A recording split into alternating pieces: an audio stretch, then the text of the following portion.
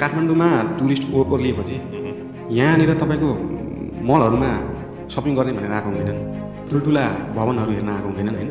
यहाँनिरको तपाईँको यो जुन लोकली एभाइलेबल कल्चरहरू छ नि त्यो हेर्न हामीले जुन यो मास्दै गयौँ नि, जुन इँटा छापेको बाटो अघि मैले कुराएर थिएँ नि, तपाईँको भक्तपुरमा तल पनि इँटा माथि पनि इँटा मोनोलिथिक देखिन्छ नि, तल पनि इँटाको बाटो माथि पनि इँटाको बाटो।